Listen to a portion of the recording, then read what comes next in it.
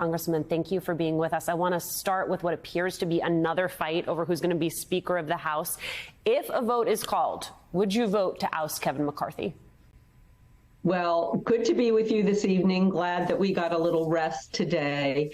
I am going to stick with Speaker Emerita Nancy Pelosi and say we will follow our leader. We're going to have many caucuses, I'm sure this week, as we did on Saturday and throughout last week. And the wonderful thing about our House Democrats is we have been showing up and sticking together. Well, then let's pivot to the short-term deal. It did not include funding for Ukraine. Talk to us about your decision to support the stopgap without Ukraine aid and what you hope happens next. First, I want you to know that I strongly support aiding Ukraine, as do a majority of members of the House. We had a vote on that issue earlier. It became a sticking point in the Senate as well. And because this was only a 45-day extension, we got assurances that it will not inhibit our efforts in Ukraine in the short term. But make no mistake, it is crucial that we continue to support Ukraine financially, morally, and with weapons. And so there are plans to do that. I know that Speaker McCarthy has been in touch with the president, been in touch with Leader Schumer about that. And so we are going to fund Ukraine through the appropriations process. What happens going forward is anyone's guess. As you've talked about earlier in this program, we don't know what's going to be happening with the Speaker, and we don't know whether or not all of the House appropriations bills will even pass on the floor. Last week, when we were having midnight sessions, one of those bills failed on the floor, the agriculture appropriations bill, again over these poison pill riders that the extreme right-wing minority insists on putting on these bills.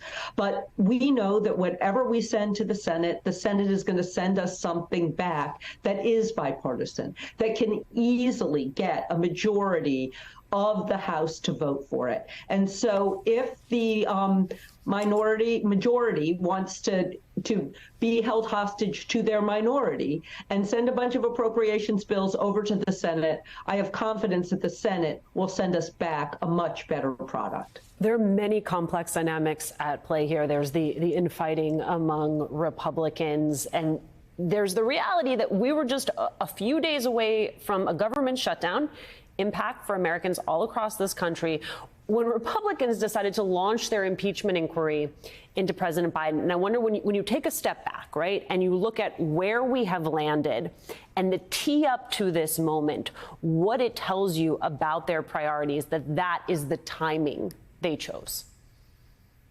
Well, it was a sideshow that risked a government shutdown.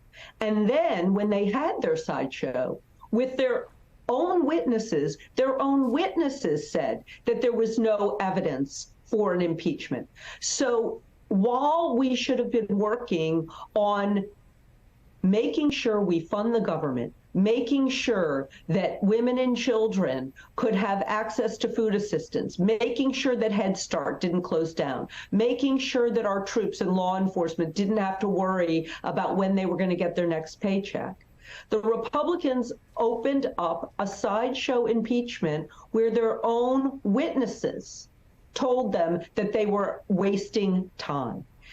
And they did it again to appease this extreme right-wing minority. And it is time that we all just take back the House from that right-wing minority. The people are suffering. It is just making the House not capable of doing what we're sent there to do.